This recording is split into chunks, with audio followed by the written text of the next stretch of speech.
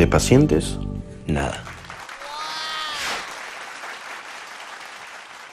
Buen día y bienvenidos nuevamente a un capítulo más de nuestro podcast de Pacientes Nada. ¿Cómo están? Muy buenas tardes, Fonchi. Bien, David, muy contento de estar en un capítulo más de nuestro podcast de Pacientes Nada. Ha sido una semana bastante agitada para mí porque estuve de viaje, pero ya nuevamente en casa, listo para arrancar. Yo creo que puedo definir la semana como una muy buena semana, muy intensa, muy bonita, muy especial, y además los resultados del día de ayer pues ya fueron la cereza del pastel. Qué interesante, me alegro muchísimo por ti. Yo tuve una semana entre tranquila y reveladora, porque a mis 29 años por fin pude determinar que lo mío no es en lo más mínimo la pesca, ni nada de ese tipo de deportes en los que se solicita demasiada paciencia, porque como ya sabemos, yo no tengo nada de paciencia. Entonces me fui de pesca con mi padre, al cual le agradezco la invitación, pero espero que no me la haga llegar de nuevo. No, mentira. Pero es que de verdad requiere muchísima paciencia. Mi papá es un hombre que le encanta la pesca desde hace muchos años y lamentablemente a mí no me va mucho. Me encanta el mar, me encantan los animales y todo lo demás. Lo más interesante de aquel día de pesca fue que vi un pingüino. Después no tengo nada más que contar. No, y lo otro que conversábamos fuera del programa es que hay que tener cierta insensibilidad para la pesca, porque al sacar al pez y tener que sacarle el anzuelo y todo esto, tú sufrías, ¿no? Así es. Yo tengo sentimientos muy encontrados, porque si bien es cierto, yo consumo animales, como el pescado, soy un chico que ha crecido durante toda su vida en el Callao, así que ya se imaginan, el primer puerto, ceviche, etcétera, de cosas ligados a la pesca y comidas marinas. Pero todo este tema del consumo de animales es algo de lo que creo que vamos a hablar en un futuro aquí en el programa y de todas maneras como que se los voy comentando, ¿no? Magnífico.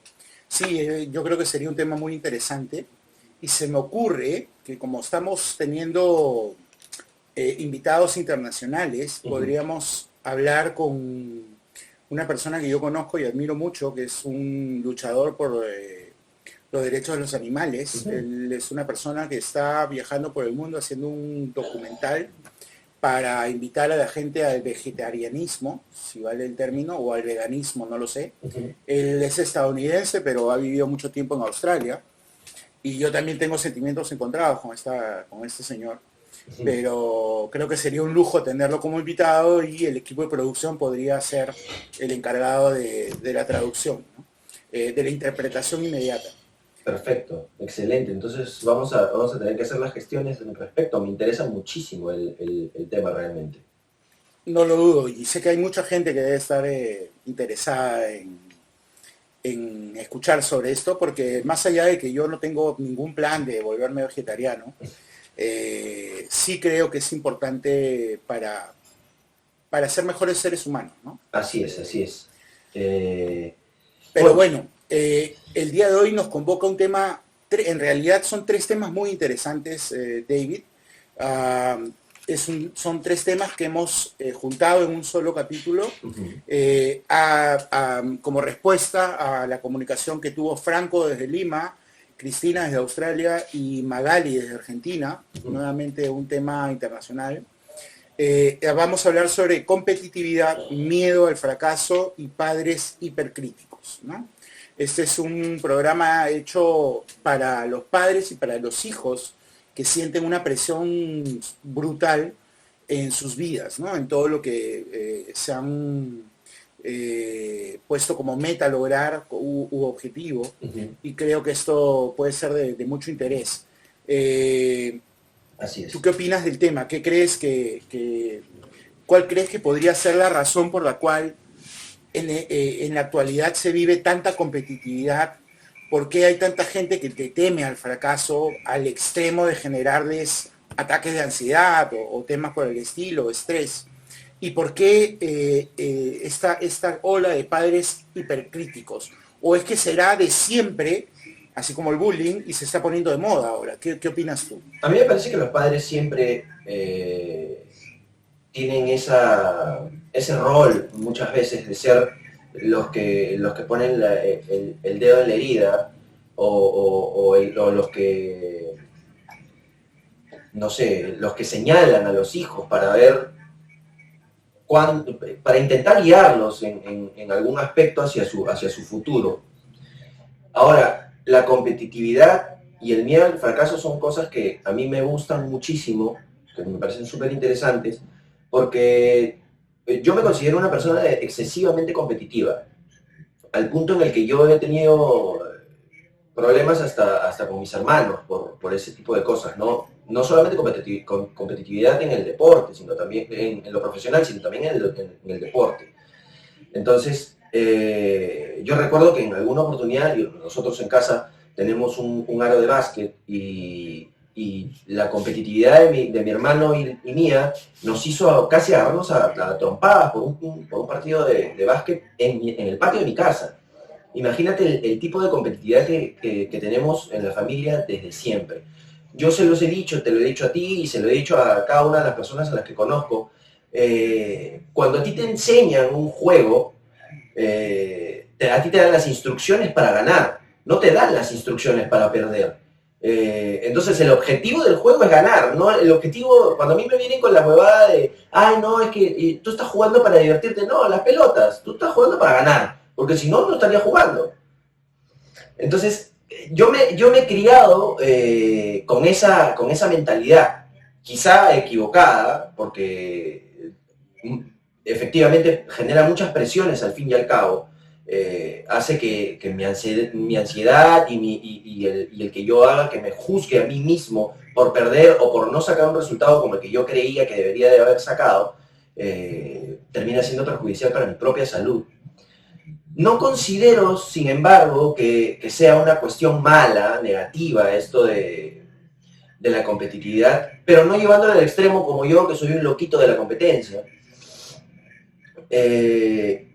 Y esto del miedo al fracaso también va mucho de la mano con eso, ¿no? Porque es la idea preconcebida de cómo debes tú desenvolverte en algún tipo de tópico, por decirlo de alguna forma, profesional, deportiva, amorosamente incluso. Tienes una idea preconcebida, tienes no sé, una línea de carrera, si quieres llamarlo de alguna forma, y si no llegas al objetivo a tal hora, como te lo habías planeado, empiezas a comerte el cerebro, ¿no? Y eso termina siendo muy perjudicial. Así es, y para los padres que nos escuchan no es solamente un tema de deporte per se, porque incluso se aplica a los juegos de mesa, ¿no? Yo he tenido la suerte de jugar contigo juegos de mesa, y tú y yo hemos empezado a recibir una terapia de una psicóloga educativa que nos frustra al máximo en cada juego. Así es. ¿No? Siendo nosotros tan competitivos y, no, y es una cosa, y a mí me pasa lo mismo, ¿no? Porque nos pueden decir, pero diviértete, no pasa nada, lo hemos hecho bien. Yo estoy hecho un volcán porque me siento un tarado por haber cometido un error en el juego, ¿no? Claro, totalmente de acuerdo, pero bueno, ese es un tema aparte. Es interesante, David, algo que ya hemos hablado en el pasado. Cuando tú y yo, y mira que nos llevamos muchos años de distancia, postulamos al nido, simplemente nuestros papás iban, nos inscribían y nos decían la fecha de ingreso. Uh-huh. Ahora, desde hace unos 20 años más o menos, un poco menos, de repente 15 años, los niños tienen que postular a un nido, sí, ¿no? Y la palabra examen no está exenta en casa en esos días, y desde ahí la palabra examen se convierte en un trauma para cualquiera que tiene que enfrentarse a un test, a una prueba, ¿no? Y muchas veces los padres conscientes de que deben tener cuidado con sus hijos, dicen o tratan de evitar usar la palabra examen. Sin embargo, el lenguaje no verbal, la ansiedad, el estrés, la tensión que delatan mediante sus cuerpos, hacen que el niño beba todos estos nervios y se dé cuenta de que si no logra un resultado, va a fracasar. Y creo que de allí empieza el problema, ¿no? Claro. No sé, ¿tú qué opinas? El tema de los exámenes, cuando yo, ahora que lo mencionas en la primaria o incluso en parte de la secundaria, me generaban un malestar terrible.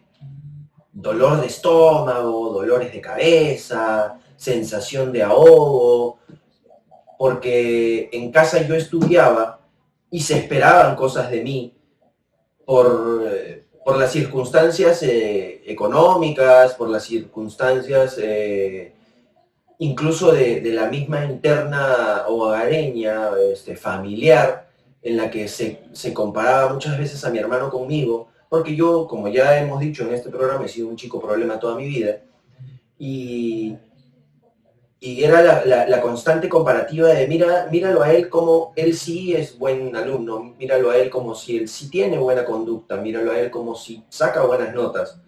Y yo, a pesar de no hacer un gran esfuerzo por sacar buenas notas, porque sinceramente era bastante problemático en todo aspecto, debo decir de que aún así me causaba un tipo de ansiedad, algún tipo de temor el tema de los exámenes. Y hoy me imagino que debe ser aún peor todo este tema, porque como bien dices, ¿no? La competitividad y el hecho de que todo esté tan centralizado aquí en Lima y esté tan tuburizado, y además que tengamos tanto desgraciado intentando pagarte menos de lo que mereces, porque a la primera que tú quieras decir, oye, ¿sabes qué? Esto no es lo que habíamos acordado en el contrato, esto es un abuso, te dicen, no, bueno, si quieres te vas, porque así como tú, hay 50 huevones atrás tuyo esperando el mismo trabajo, que yo les pago una miseria, no me importa, pero lamentablemente es a lo que nos estamos acostumbrando, o a lo que nos hemos acostumbrado en cuanto a la explotación laboral en este país, ¿no? Así es, así es. Tú decías que la competencia no es mala, habría que determinar cuándo es mala, ¿no? La competencia es mala cuando, por ejemplo, socialmente tu hija o tu hijo, tengo el caso de un niño de 10 años, que se ve gordo a sí mismo y está compitiendo contra sus compañeros porque está en una edad en la que ya empieza a fijarse en las chicas, en la que quiere ser, no sé si la atracción del salón, pero sí quiere tener amigos. Entonces, él compite comparando su estado físico con el de otros, ¿no? Y es mala la competitividad cuando esto empieza a enfermar a la persona, es decir, empieza a bajar su autoestima, empieza a sentirse triste o mal porque no logra el objetivo, ¿no? Claro. Y muchas veces en la psicología hay algo que se llama el espejo social. Los humanistas llaman el espejo social a estos comentarios que la gente nos hace con respecto a nosotros mismos. Por ejemplo, si en mi espejo social recibo comentarios como, oye, qué bien lo hiciste, oye, te felicito, me encanta lo que estás haciendo, o se te ve muy bien, mi autoestima va a elevarse y se va a fortalecer mi seguridad. Pero si más bien yo recibo comentarios como, oye, estás un poco más gordo, o oye, qué envejecido se te ve, o no me gustó el trabajo que hiciste, trata de esforzarte un poco más, mi autoestima va a empezar a disminuir y mi inseguridad va a crecer, ¿no? Entonces, la competitividad es buena mientras nos lleve a ser mejores, pero hay casos en los que nos atasca, o peor aún, nos hace retroceder. Claro, porque ¿Tú te has dado cuenta de eso? Es interesante esto de llevar a hacernos mejores, pero ¿bajo qué concepto ser mejores, no? Bajo la idea del ser mejores por ti mismo o por lo que quieres llegar a alcanzar a igualar a los demás, ¿no? Tal cual, tal cual. Y yo creo que eso parte de los padres, ¿no? De alguna manera los padres son los que van poniendo la valla para sus hijos, ¿no? Uh-huh. Los padres son los que finalmente se crean una imagen de lo que quieren ver en su hijo, y si su hijo no cae en esa imagen, ¿no? En esa expectativa, y puede que el chico sea un chico normal, pero va a sentir que sus padres pues no están contentos con el resultado de lo que está haciendo su hijo, y eso va a hacer una mella tremenda, ¿no? Bueno, tú sabes, y yo te lo he dicho ya en reiteradas oportunidades, lo que considero, lo que creo respecto a los hijos, que son la traducción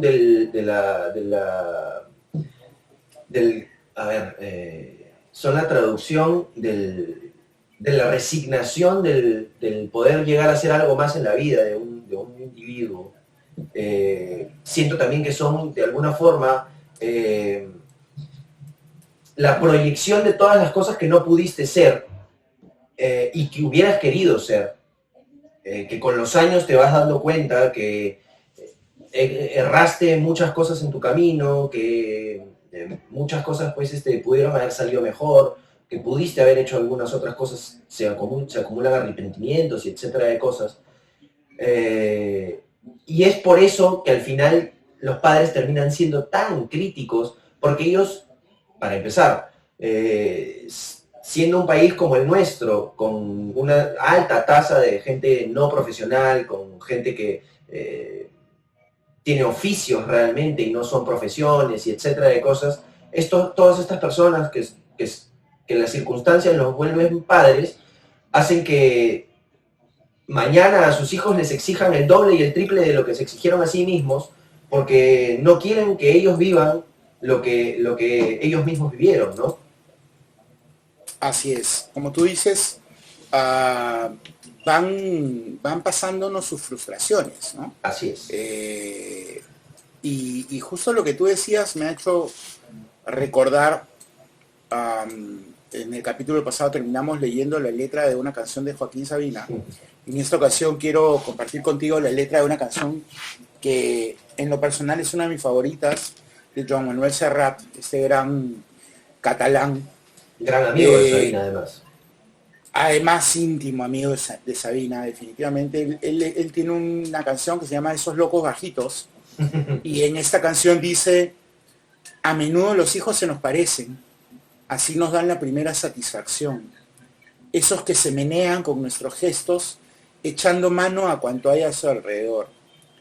Esos locos bajitos que se incorporan con los ojos abiertos de par en par, sin respeto al horario ni a las costumbres y a los que por su bien hay que domesticar. Niño, deja ya de joder con la pelota.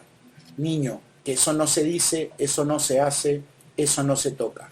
Y acá está lo que tú mencionabas, ¿no? Dice Joan Manuel: cargan con nuestros dioses y nuestro idioma, nuestros rencores y nuestro porvenir. Por eso nos parecen que son de goma y que le bastan nuestros cuerpos, nuestros cuentos para dormir. Nos empeñamos en dirigir sus vidas sin saber el oficio y sin vocación. Les vamos transmitiendo nuestras frustraciones con la leche templada y en cada canción, ¿no? En efecto, lo que tú hace un momento has mencionado es muy cierto, ¿no? Los padres, de manera inconsciente muchas veces, terminamos generando una presión en nuestros hijos, y es una presión que se da en esta figura del padre hipercrítico, ¿no? Nada de lo que haces los contenta, con nada les basta, ¿no? Caramba, qué duro debe ser para un hijo, qué frustrante no poder hacer feliz a un padre, ¿no? Si para los padres que somos mayores, y te lo digo por experiencia propia, nos cuesta tanto hacer felices a nuestros hijos, imagínate un niño hacer feliz a su padre, ¿no? Ahora, ¿tú por qué crees que un padre puede llegar a ser hipercrítico? ¿Tú crees que el padre es hipercrítico por ser una mala persona con su hijo? No. Yo, en su mayoría, porque hay padres desnaturalizados que no tienen ningún tipo de habilidad o de que sencillamente no nacieron para ser padres y no debieron ser padres. Y ese es otro tema que ya abordaremos sobre el aborto, ya hablaremos sobre eso. Pero yo no creo que en general los padres sientan o quieran lo peor o las cosas malas para sus hijos. Hay casos de envidia entre madre e hija y padre e hijo y etcétera de cosas. Son sumamente interesantes también. Otro tema del que ya hablaremos en algún momento. Pero creo que puramente hablando, los padres lo que quieren es lo mejor, ¿no? Para los hijos.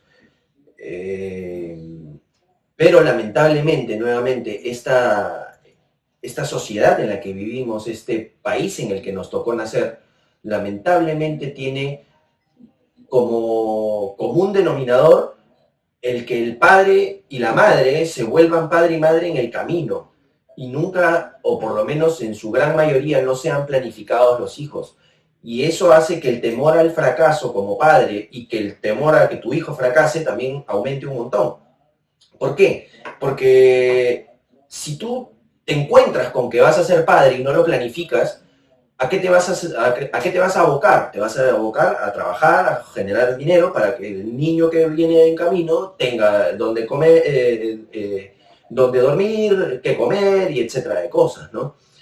En cambio, si tú tienes planificado el hecho de ser papá y mamá y lo llevas de una forma, no sé, más consciente, podrías tú intentar implementar cosas, los aspectos psicológicos que yo siempre te he dicho, ¿no? Por ejemplo, el día que quiera ser padre o que vaya a ser padre, además de que yo voy a terapia, iría aún más intensivamente a terapia porque yo no quiero traumatizar a mis hijos, porque yo no quisiera que mis hijos terminen con todas las taras con las que yo terminé. Entonces, todo ese tipo de cosas influyen un montón. Y los padres hipercríticos terminan siendo eso porque se sienten abrumados por la presión de ser padres y porque no quieren que el hijo deje de tener éxito, entre comillas, ¿no? Entonces, al final, los padres terminan siendo víctimas de las circunstancias, ¿no? Así es, estoy absolutamente de acuerdo contigo en que definitivamente no es que los padres sean personas malas que quieren hacerle daño a sus hijos. A veces sin darse cuenta cometen lo que yo llamo errores de amor, ¿no? Amamos tanto a nuestros hijos que los presionamos para que ellos sean mejores que nosotros y que ellos logren lo que nosotros no pudimos, ¿no? Y ahí está lo interesante, ¿no? Y es que en lugar de terminar ayudando, terminan haciendo daño, ¿no? En lugar de terminar motivando, terminan desmotivando, y muchas veces esto tiene el efecto contrario en los chicos. Y en lugar de encaminarlos hacia un futuro mejor, los lleva hacia la amargura, hacia el apartarse de los padres, y eso es algo que yo quisiera que el día de hoy se lleven todos los padres que nos escuchan, ¿no? Y si tú tienes un papá que es demasiado crítico contigo, díselo, plantéaselo, ten la valentía de sentarte un día y decirle, papá, yo hago todo lo posible por hacerte feliz, por hacer las cosas bien, pero a veces pues no lo puedo hacer todo, ¿no? Entonces, probablemente eso haga que nuestros padres reaccionen y comprendan que tiene que llegar un momento en el que ellos tienen que sacar el pie del acelerador y tranquilizarse un poco, ¿no? Ahora, psicológicamente hablando, cuando tú eres consciente de que vives en una competencia, porque la vida es una competencia, ¿no? Desde antes de nacer, los espermatozoides compiten por fecundar al óvulo, ¿no? Y desde allí ya nacemos con la idea de que va a sobrevivir el más fuerte. Claro. Porque es un tema genético. Durante siglos, ¿no? El hombre ha tenido que enfrentarse a las situaciones más terribles de la naturaleza y competir contra otros de su misma especie para lograr sobreponerse y fecundar a la mujer que quería o ser el líder de la comunidad. ¿Qué pasa cuando un niño empieza a entender el concepto de competitividad? Ahí hay un riesgo importante que me gustaría mencionar, y es que se crean las expectativas, ¿no? Imagínate que un día un niño venga y te diga, oye David, yo quiero ser astronauta, pero él vive en el Callao, no va a un colegio bueno, los padres son personas irresponsables que no jamás le van a pagar un curso de inglés. Este niño probablemente ni siquiera tenga los papeles en regla, por lo tanto probablemente nunca pueda viajar a los Estados Unidos. Sería un crimen, y lo digo como psicólogo con mucho cuidado porque puede malentenderse esto, pero sería muy peligroso decirle al niño, sí, claro, tú puedes ser un astronauta, ¿no? Porque le generas una expectativa tan alta que probablemente le generes frustración. Eso pasa con los padres. Tenemos que tener en cuenta cuáles son nuestras realidades. Hay películas muy bonitas que hablan de chicos en diferentes partes del mundo que lograron algo imposible, pero son casos de 1 en 1.000.000 o más.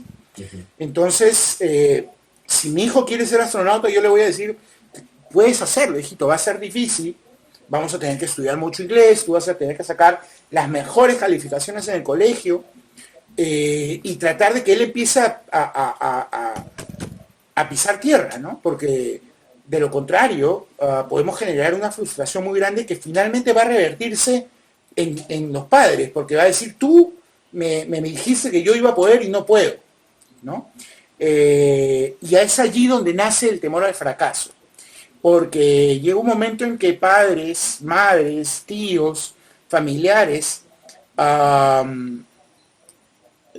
se hacen la idea, la expectativa, que no necesariamente es la misma que tiene el niño, y lo presionan de tal manera que teme a fracasar, porque finalmente, David, no sé si tú te has puesto a pensar, en el mundo del niño, mientras todavía vive bajo el techo de sus padres, y es un niño todavía, ¿cuál es el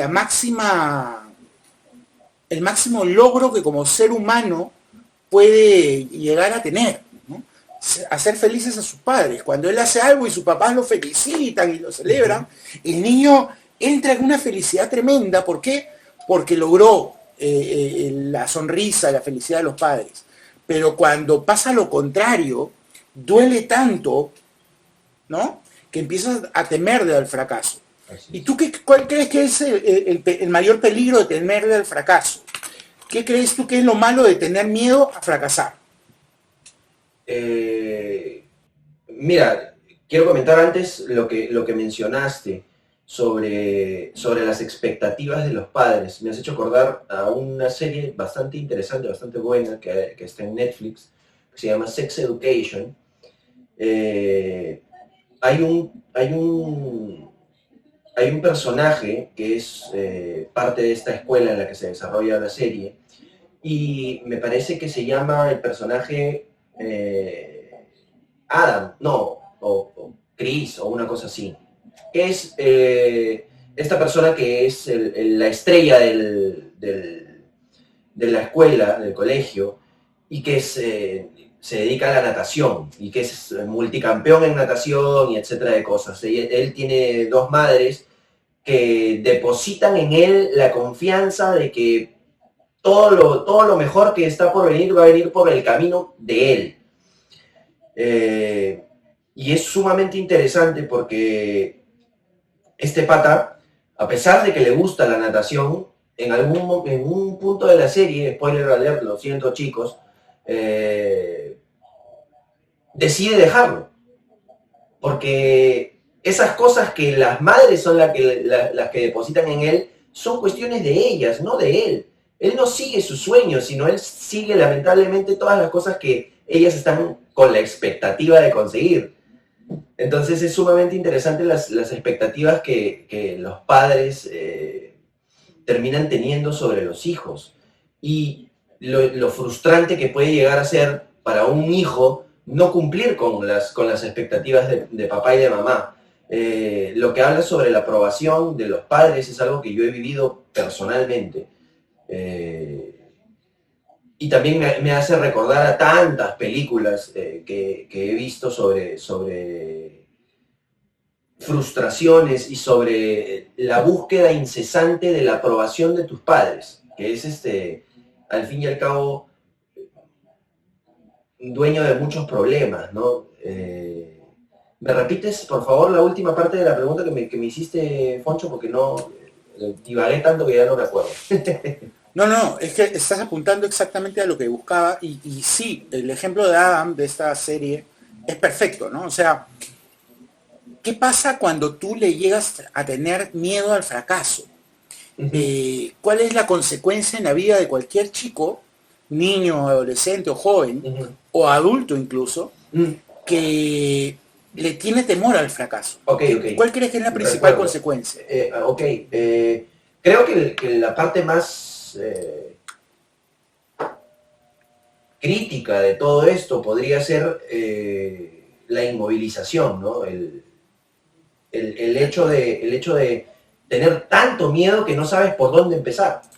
Y al final te quedas inmóvil porque no quieres fracasar y tampoco quieres intentar hacer algo porque tienes miedo a fracasar.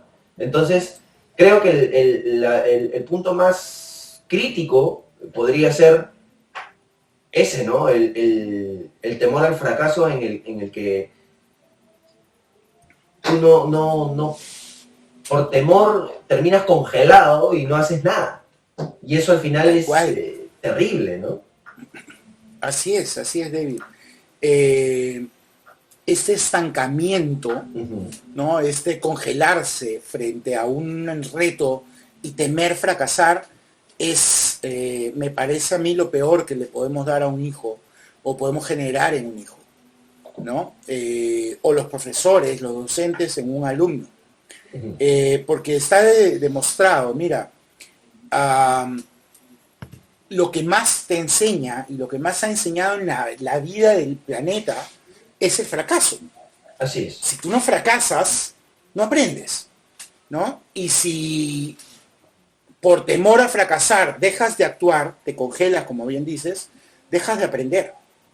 Así es. Y esto es algo que en la actualidad está sucediendo. ¿Cuántas guerras se han perdido antes de iniciarlas, ¿no?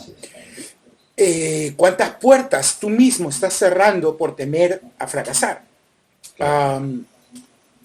Hay un cuento muy hermoso de Julio Ramón y sumamente duro, es uno de mis favoritos, que se llama El profesor suplente, ¿no?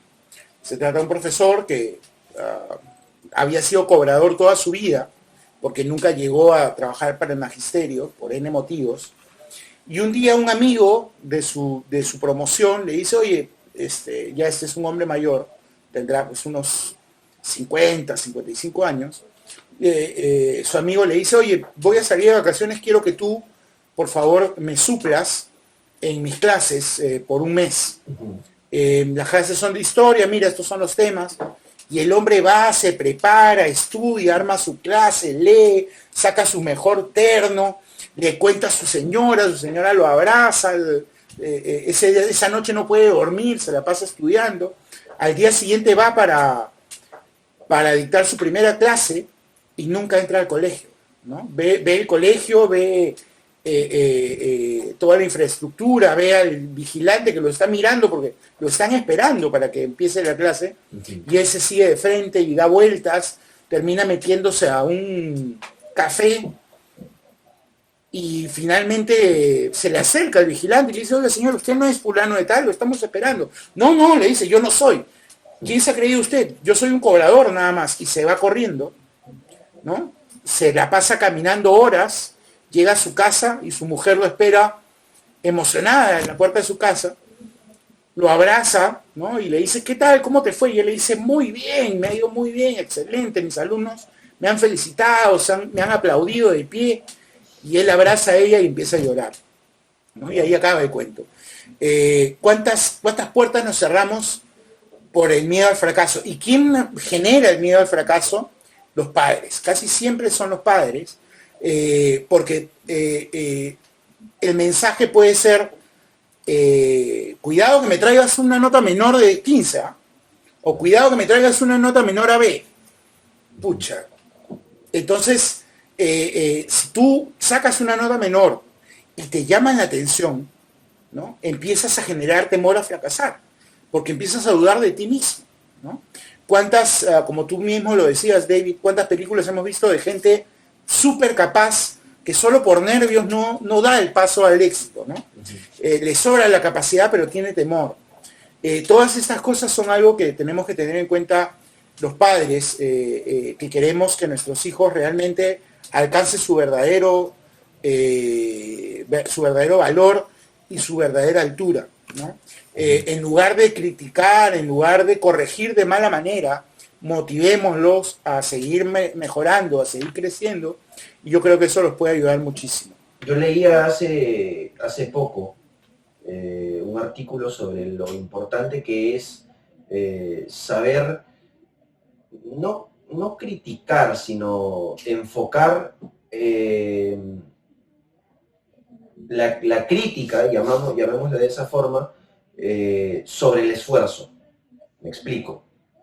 Esta persona hablaba, este psicólogo hablaba de la importancia que tiene este tipo de cosas sobre el fracaso cuando viene tu hijo, que es pequeño aún, o que es un preadolescente o un adolescente, lejos de criticar o de hacer escarnio en el que no hiciste bien una tarea, es importantísimo resaltar el esfuerzo. Entonces, sin dejar de ser objetivo, porque si erró, le dices, mira, ¿sabes qué? Él propone lo siguiente, ¿no? Le dices a tu hijo, mira, te equivocaste en esto y en esto, pero siento que te esforzaste muchísimo y por eso, porque te esforzaste, hiciste bien este y este paso. Porque muchas veces nosotros también tendemos a esta mala costumbre de hacer 75 cosas bien y una la haces mal, y al final es esa una en la que te concentras y en la que te terminas comiendo la cabeza, bueno, ¿por qué no hice esto? ¿Por qué no hice el otro? Pero carajo, has hecho 75 cosas atrás perfectas, las has hecho. Y no te puedes preocupar por eso, no te puedes felicitar a ti mismo por eso. No, tienes que preocuparte por esa única cosa que hiciste mal. Entonces, los padres también deberíamos, o deberían, mejor dicho,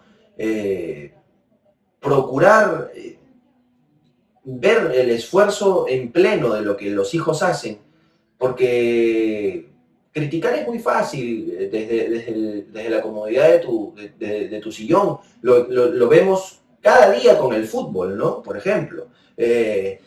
Carajo, no puedes meter un gol hoy, no seas inútil. Anda, párate, hazlo tú. Anda, corre y hazlo. Porque es muy sencillo criticar y es muy sencillo decirlo, y ¿sabes qué? Yo estoy en la comodidad de mi sala, tomándome una chela, y digo, puta madre, este es un inútil. Yo podría hacerlo, porque desde el supuesto todos somos capaces de cualquier cosa. Pero anda e inténtalo. Nosotros lo que tenemos que resaltar en nuestros hijos, o en sus hijos, mejor dicho, porque yo no soy padre, creo, es que deberían de resaltar el esfuerzo también, ¿no? Así es, tú lo has dicho, ¿no? Es como llamarle la atención a alguien jugando Hanabi con multicolor y black powder y decirle, ¿no? Samba canuta. En realidad, pues, termina bajoneándote un poco. Pero no, no quisiera que los padres vayan a malentender lo que estamos hablando. La crítica es buena, ¿no? Cuando se hace con cariño. Y sobre todo tú te das cuenta, puede golpearte, así es, puede golpearte el comentario o algo, pero si sabes que la persona que te lo dice te quiere, pues finalmente terminas pasándolo por alto y continúas, ¿no? Uh-huh. Recibiendo el golpe calladito a la boca. Pero para ir dándole un término, estamos ya en la tercera parte del programa, me gustaría comentar o explicar una teoría muy interesante que hoy en día se escucha mucho hablar de este término, de la asertividad. Toda la gente dice, tienes que ser asertivo, hay que actuar asertivamente, debes comunicarte asertivamente, pero muy poca gente entiende exactamente qué es ser asertivo. La psicología analizó que existen dos extremos, ¿no? La comunicación agresiva y la comunicación pasiva. La comunicación agresiva, ¿qué es? Tú y yo lo hemos vivido muchas veces. Estamos en una cola, ¿no? Y de repente vemos que alguien se mete adelante. Uno de esos que se zampa en la cola, ¿no?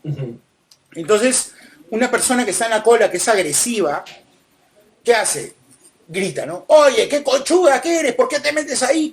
¿Tú que tienes corona? ¿Qué te crees? Claro. ¿No?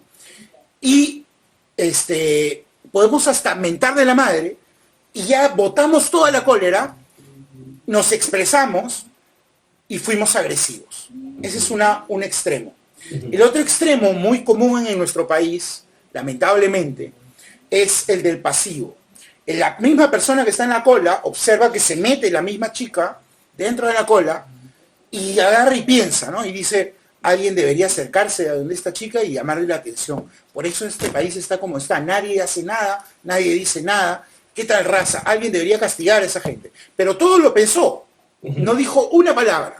Fue pasivo, ¿no? Tenemos el agresivo, el que grita, y el pasivo, el que calla. Entonces, lo que debemos buscar en nuestros hijos, y pensaba mientras te escuchaba, porque es muy interesante lo que has dicho, pensaba, si una mamá estuviera escuchando en ese momento a David y ella se da cuenta que es hipercrítica, ¿qué debería hacer? ¿No? Ok, ya definimos qué es ser hipercrítico, ya definimos que la competitividad es buena, pero no en exceso. Ya hemos hablado de lo problemático que puede ser el temor al fracaso. Pero, ¿qué hacer para no ser hipercrítico? Entre estos dos extremos, la agresividad y la pasividad, está lo que los psicólogos llaman la asertividad. Es decir, es la persona que sabe en qué momento decir las cosas, cómo decirlas y dónde decirlas. Entonces, en la misma cola, para usar el ejemplo que estábamos usando, está también el asertivo. Y el asertivo ve que se mete una señorita adelante y agarra y le dice, señorita, disculpe, ¿por qué se ha metido usted adelante? Ah, no, señor, le dice ella. Lo que pasa es que yo estoy acá hace rato, pero me han guardado la cola porque quise ir al baño. ¿Cierto, señor? Sí, la señorita está en la cola hace rato. Ok, gracias. Claro. ¿Cuál ha sido la diferencia entre los tres? El agresivo gritó, insultó, pero no recibió respuesta, porque a la gente no le interesa simplemente meterse en un problema así. El pasivo, que se quedó callado, tampoco recibió respuesta, porque no hizo ninguna pregunta. En cambio, el asertivo, el que está en el medio, sí logra obtener una respuesta y eso le permite desarrollarse, eso le permite estar tranquilo consigo mismo y eso le permite lograr un objetivo, resolver un problema. Si, querida señora, querido señor, si su hijo es un niño que le rehuye a los problemas es porque de repente o es pasivo o es agresivo. No suele, la característica del pasivo y del agresivo es que nunca resuelve un problema. En cambio, el asertivo es el único que sí resuelve problemas. Y nosotros los padres, ya lo hemos dicho antes, ¿para qué estamos en este mundo? Para ayudar a nuestros hijos a resolver problemas y a valerse por sí mismos para cuando nosotros ya no estemos. Entonces, con todo cariño, el mensaje que queremos dejarles el día de hoy es, número uno, recordemos que la competencia es buena, pero no en extremo. A veces nosotros mismos generamos ese nivel de competitividad en nosotros. Y me acabo de acordar, uno de los primeros trabajos que tuve al llegar a Arequipa fue en un nido, ¿no? Un nido llamado Mi Mundo Ecológico, que ahora es un gran colegio. Y en ese nido sucedía lo siguiente, ¿no? Los niños que tenían que preparar un trabajo y quienes llegaban eran las mamás primero con los trabajos y entre ellas se ponían a discutir quién había hecho el mejor trabajo. O sea, la competencia era entre las mamás y los niños no habían puesto nada en la maqueta o en el trabajo. Claro, Todo lo habían hecho ellas. muchas veces son las madres las que lo hacen en pleno, completito, todo. Y el hijo no aportó nada. Tal cual. ¿Y qué aprendió el hijo? ¿No? O sea, ¿por qué en un nido les piden que hagan cosas con plastilina? Porque tienen que desarrollar la motricidad fina. ¿No? ¿Por qué necesitan ellos cortar papel? ¿Por qué tienen que hacer esos trabajos? Porque su motricidad fina y gruesa depende de esos ejercicios. Pero si los hace papá y mamá, coño, nos estamos mintiendo todos y no estamos ayudando al niño a lograr el objetivo para el que estamos pagando un niño. Claro. Entonces, cuidado que muchas veces nosotros los papás somos los que generamos este nivel de competitividad dañino, malo, nocivo, ¿no? Mediante la creación de una expectativa que no siempre es real. En segundo lugar, tengamos cuidado en enseñarle a nuestros hijos a tener miedo al fracaso, ¿no? Como bien decía David, si nuestro hijo trae una mala nota, concentrémonos en el esfuerzo, concentrémonos en que, caramba, casi siempre trae buenas notas, y que esto simplemente ha sido un bajón que estamos seguros él lo va a poder superar. Un niño que recibe ese tipo de comentario es un niño que va a aprender que si fracasa no pasa nada, ¿no? En las empresas, hoy en día, David, se habla de abrazar el rojo. ¿Qué significa eso? Que cuando tú tienes números rojos, tienes que abrazarlos y sentirte bien, demostrarlos, porque eso te va a ayudar a mejorar. Pero si yo los números rojos que tengo en mi área, los maquillo, los tapo, coño, vamos a vivir en una mentira y de repente la empresa se va a ir al diablo. Entonces, igual hagamos con nuestros hijos. Cuando hay un fracaso, encontremos esa oportunidad. Muchas veces en el Perú, sobre todo en Sudamérica en general, le tenemos terror a la crisis. Y algo que siempre yo comento es que los japoneses, por cierto, en el próximo capítulo vamos a tener un programa desde Japón, ¿no? Vamos a entrevistar a alguien que vive allá. Va a ser un programa muy interesante. De los japoneses hay muchas cosas que aprender. Y una de ellas, una de las que más me gusta, es que el japonés, para escribir la palabra crisis, usa dos íconos. Uno significa problema, ¿no? Y el otro oportunidad. Y a esos dos juntos les llama crisis. Y ellos aman la crisis. ¿Por qué? Porque de un problema siempre hay una oportunidad. Mira Japón lo que llegó a ser después de la bomba atómica. Claro. ¿No? Imagínate, o sea, es uno de los países más importantes del planeta. ¿Por qué? Únicamente porque en lugar de rehuirle al fracaso, lo enfrentan. Y por último, a los padres hipercríticos recuerden esto de la asertividad, ¿no? Podemos criticar a nuestros hijos, pero hagámoslo de manera asertiva. A veces no decimos nada, pero con la mirada y un gesto, lo matas, ¿no? O se te suelta la lengua, ¿no? Y te dice, eres un idiota, te estoy pagando el colegio por las puras, vas a terminar siendo un burro. Y te van metiendo en la cabeza, te van etiquetando que no sirves. Así es. ¿No? Entonces no nos vayamos a ninguno de los dos extremos. Vayámonos a la asertividad, que es hablar con la cabeza fría, en el momento adecuado y en el lugar adecuado. Yo he visto muchos padres llamarle la atención a sus hijos delante de sus compañeros, ¿no? Claro. Imagínate qué terrible debe ser eso. Compararlos con los compañeros es terrible. Eso. El compararlos, mira cómo él hace, mira cómo él ayuda, mira cómo él sí puede, y etcétera, ¿no? Caramba, él podrá hacer algunas cosas, pero yo tengo otro tipo de habilidades, ¿no? Este informe, bueno, sí, es un informe / experimento, porque hablaba este psicólogo del que te estaba comentando hace un rato, hablaba sobre que se hizo un experimento con dos grupos de niños, y el grupo 1 le dieron una actividad fácil de hacer y se les retribuyó con halagos y con todo lo demás. Y al otro grupo se le dio igual una actividad, pero al que fracasaba se le motivaba y se le hablaba sobre la importancia de su esfuerzo y etcétera de cosas. Y cuando pasaron al siguiente nivel, la frustración de los que hicieron las cosas excelentemente fue mucho mayor de la que los otros niños a los que se les motivó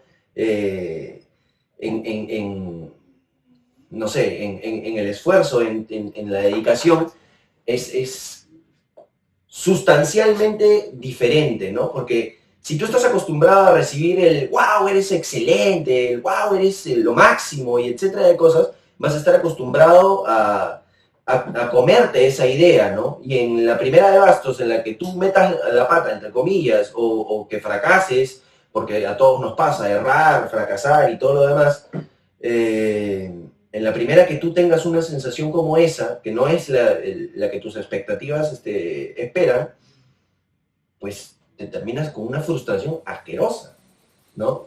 Entonces todo este experimento me pareció sumamente interesante. Sí, tú sabes que en una reunión muy importante que tuve con el equipo de producción, me comentaban de un programa de juegos mentales. No sé si alguna vez llegaste a ver alguno de estos programas, juegos mentales. ¿The Mentalist? ¿Una cosa como esa? No. Se llama Juegos Mentales.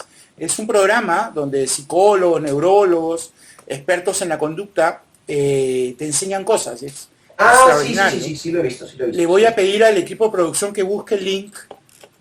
Algo debe haber en YouTube y lo coloque, te lo va a llevar para colocarlo en nuestras redes, claro. Para que vean, aunque sea una partecita. Ellos me comentaban en el equipo que agarraron a un equipo de básquet de muy buenos jugadores y todo el estadio estaba preparado, la cancha estaba preparada para abucharlos, darles mensajes negativos de que no iban a poder, cómo te equivocaste. Que el otro equipo, que no era de grandes jugadores, pero eran chicos que jugaban, pero no tan bien, los motivaban, ¿no?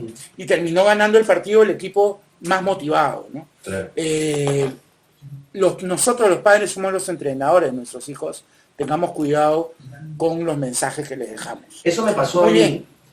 Perdón, y ya para cerrar, yo hace bastante tiempo me di cuenta de lo negativo que es mi competitividad, porque yo, como sabes, amo jugar fútbol y yo he llevado a mi hermano menor durante muchos años a jugar con gente de mi edad. Son 8 años mayor que él. Entonces, con toda esta mala costumbre que tengo de criticar y de presionar por el éxito, le terminaba gritoneando a Derek. Y le decía, carajo, no puedes meter un gol, qué inútil, la puta madre, ¿por qué? Es la situación, ¿no? El ambiente te secunda para ese tipo de cosas, ¿no? Están pésimas también, para serte muy sincero. Pero alguien muy querido hace algún tiempo, hace ya bastante tiempo, me dijo, oye, ¿por qué no lo intentas motivar? ¿Por qué no intentas aplaudirlo cuando se equivoca y decirle, para la próxima sale, vamos, que se puede? Yo esta semana lo llevé a jugar fútbol a uno de los... Yo juego 2 veces por semana fútbol, uno en gras sintético y el otro en cancha de losa. Los de gras sintético son entretenidos, diferentes, porque es un grupo de gente bastante variopinta, pero este grupo de los jueves, que es en cancha de losa, son mucho más exigentes. Tienen mucha mejor técnica, tienen mucha mejor táctica, hay muy buen nivel de todos, entonces la competencia se hace mucho más bonita. Entonces yo estaba nervioso por mi hermano, porque dije, de repente no rinde, no se vaya a frustrar, no vaya a hacer nada por el estilo. Y si bien es cierto, creo que jugó uno de los mejores partidos que le he visto jugar, porque jugó excelentemente bien, yo me di cuenta que la costumbre mía cambió completamente a raíz de que esta chica me dijo lo que me dijo. Me dijo, motívalo. Y es cierto, ¿no? Porque yo a Derek toda la vida lo grité y lo frustré. Y nunca me había dado cuenta que yo de alguna forma fui su padre crítico en este tipo de cosas. Y ahora trabajo desde otro lado, ¿no? Estoy muy feliz por darme cuenta, mira que lo acabo de pensar ahora, grabando esto. lo aplaudí cuando erró y lo aplaudí cuando tuvo aciertos. Y siento que lo hizo espectacularmente, jugó muy buen partido.